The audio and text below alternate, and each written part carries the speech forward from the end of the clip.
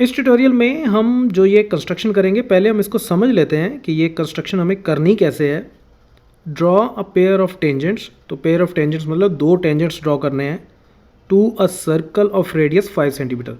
तो ये मान लो 5 सेंटीमीटर का मेरे पास एक 5 सेंटीमीटर रेडियस का मेरे पास एक सर्कल है और इस पर मुझे दो टेंजेंट्स ड्रॉ करने हैं। ठीक है, तो दो टेंजेंट्स मैं अभी ड्रॉ करता हूँ। Which are incline to each other at an angle of 60 degree.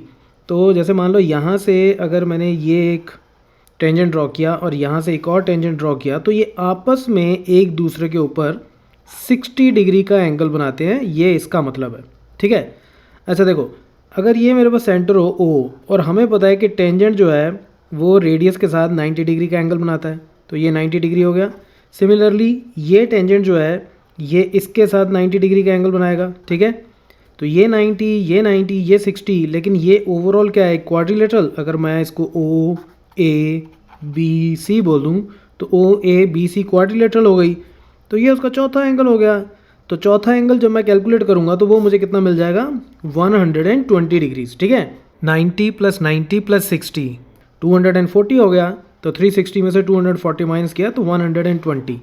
तो सबसे पहले मुझे क्या करना है कि मुझे एक सर्कल लेना है और उसके सेंटर पे मुझे 120 डिग्रीज का एंगल बनाना है और वहाँ से मुझे ये दो पॉइंट्स मिलेंगे और वहाँ पे मैं दो परपेंडिकुलर ड्रॉ कर दूंगा, दैट्स इट। ठीक है, तो अब मैं इसको कंस्ट्रक्ट करना शुरू करता हूँ और बीच में और भी बड़े इंटरेस्टिंग फैक्ट्स हैं, मैं वो भी आपको साथ साथ बताता जाऊँगा।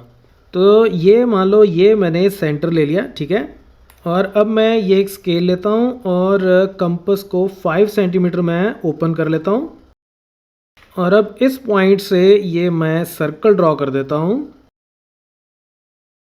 तो ये मेरा ओ पॉइंट हो गया और ये सर्कल का रेडियस कितना हो गया, 5 सेंटीमीटर। देखो मैं ऐसा भी कर सकता था कि पहले मैं 5 सेंटीमीटर लंबी लाइन ड्रॉ करता, फिर कंपस को उतनी खोल के यहाँ पे सर्कल ड्रॉ कर लेता, तो बोथ आर ओके। ठीक है, अब मुझे क्या करना है, अब मुझे ओ पे 120 डिग्रीज का कोई एंगल बनाना है और उसके लिए मैं क्या करूँगा कि पहले तो ओ को मैं कहीं पे भी किसी भी पॉइंट के साथ ज्वाइन कर देता हूँ।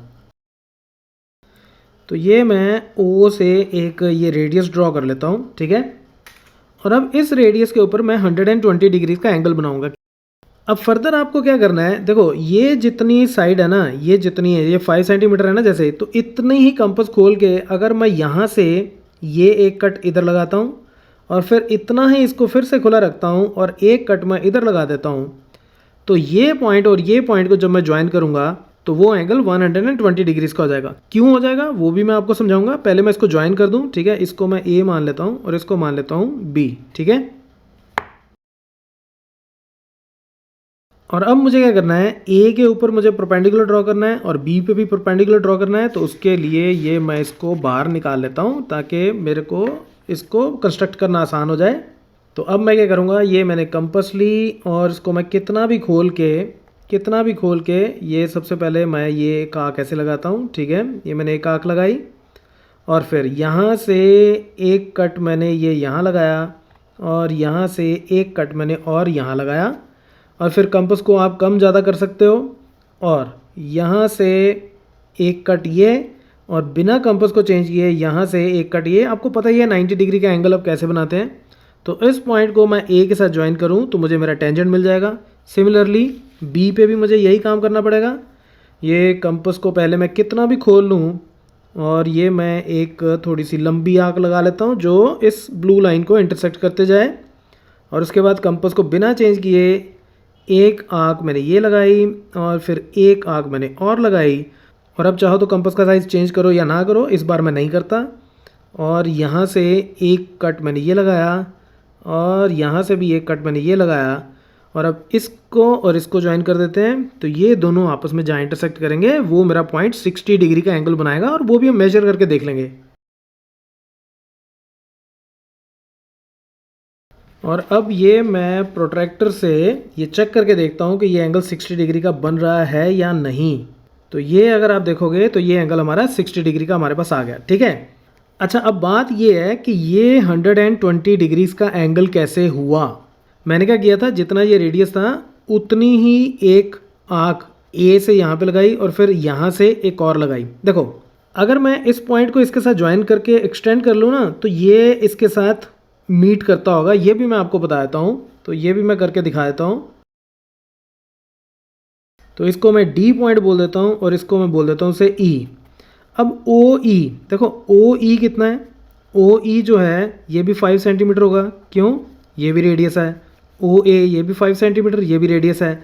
अच्छा ए से जब मैंने एक आर्क ये लगाई थी तो मैंने कितना खोल के लगाई थी, जितना ओ ए है, तो यानी कि ए और ई को अगर मैं ज्वाइन कर दूं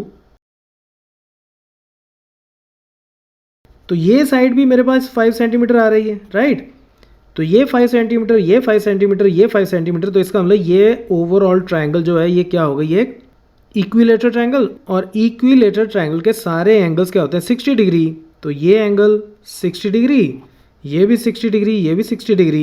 सिमिलरली इसको जब मैं ऐसे ही कर देता हूँ, इसको जब मैं इसके साथ ज्वाइन करूँगा तो ये भी 5 सेंटीमीटर, ये भी 5 सेंटीमीटर, ये भी 5 सेंटीमीटर, ये भी इक्विलेटरल ट्रायंगल। तो इट मीन्स ये एंगल भी मेरा 60 डिग्री हो गया। तो ओवरऑल जो मेरा एंगल है वो कितना हो जाएगा, 120 डिग्रीज, राइट। अच्छा दूसरी बात, जैसे मैंने आपको ये बताया, अब ओ और डी को अगर आप ज्वाइन करते हो ना तो वो हमेशा इस एंगल को बाइसेक्ट करके जाता है, ठीक है। तो ये जो लाइन होती है ये हमेशा इसको बाइसेक्ट करती है। तो ये ओ डी लाइन ओ पे बनने वाले एंगल को भी बाइसेक्ट करेगी और डी पे बनने वाले एंगल को भी बाइसेक्ट करेगी। तो ये जस्ट मैं आपको कंसेप्ट क्लियर करने के पॉइंट ऑफ व्यू से बता रहा हूँ, इसका एज कंस्ट्रक्शन से कोई लेना देना नहीं है, आपको ये लाइन भी ड्रॉ करने की ज़रूरत नहीं है। सो आई होप अब आपको इस कंस्ट्रक्शन का लॉजिक समझ में आ गया है कि ऐसे हम इसको क्यों कंस्ट्रक्ट करते हैं। वैसे इसके और भी तरीके हैं बट ये सबसे सिंपल तरीका है और आप इसी को ही फॉलो करना, ठीक है। तो ये जो मैंने लाइनें ड्रॉ की हैं ब्लैक वाली, इनको ड्रॉ करने की ज़रूरत नहीं है, आप सिर्फ ये ब्लू वाली लाइन्स ही ड्रॉ करोगे, right. So that's it from this tutorial, keep watching मैथमाफिया।